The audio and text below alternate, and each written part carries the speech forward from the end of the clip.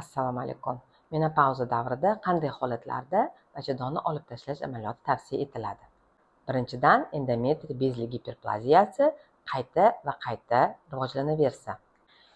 Bu holatda menopauza davridagi ayollarni qonli ajralmalar yoki qon ketish bezovta qilgani sababli yoki bemorni hech nima bezovta qilmaydi, faqatgina ultratovush tekshiruvida profilaktik aniqlanishi mumkin. Bu holatda bachadonni bo'shlig'ini tozalab, olingan material gistologik tekshiruvga beriladi. Bezli giperplaziya aniqlangan bo'lsa, bu xavfsiz hisoblanadi va bu menopauzadagi ayol nazoratga qo'yiladi.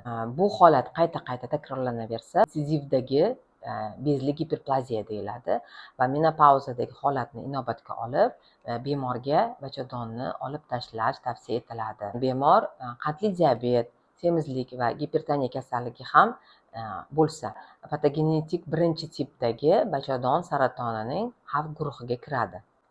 Bezli kistoz giperplaziya, shuni aytib o'tish kerakki, bu ilk menopauza davrida, ya'ni hayzdan qolgandan keyin 1-2-3 yil ichida yuzaga kelishi mumkin. Bu ham rak oldi holat hisoblanadi. Bezli kistoz giperplaziya ultratovush tekshiruvida endometriyning qalinlashgani, notekisligi, geteroexogenligi va konturlari noaniqligi bilan xarakterlanadi. Histologik aniqlangandan keyin xavf guruhi kirish sababli operativ davo tavsiya etiladi. Endometriy atipik giperplaziyasi. Muammo shundaki, bachadon shilliq qavati allaqachon o'sma hujayraga aylanishga tayyorlanib bo'lgan bo'ladi. Shu sababli bu holatda bachadonni olib tashlash amaliyoti tavsiya etamiz. Hattoki biopsiyadan keyin atipik giperplaziya aniqlangan bo'lsa ham, bu holatda operatsiyadan keyingi tekshiruvlarda bachadon shilliq qavatida o'smaga xos o'zgarishlar aniqlanishi mumkin.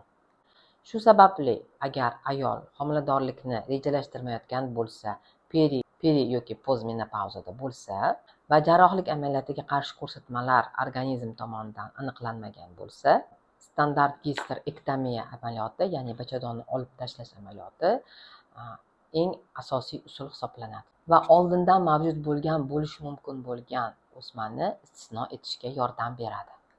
Va oxirgisi, endometriy saratoni aniqlangan holatlarda kasallikning bosqichiga qarab oddiy bachadonni olib tashlash, ya'ni oddiy gisterektomiya yoki pangisterektomiya yoki limfodisseksiya bilan birga gisterektomiya amaliyoti bajarish tavsiya etiladi.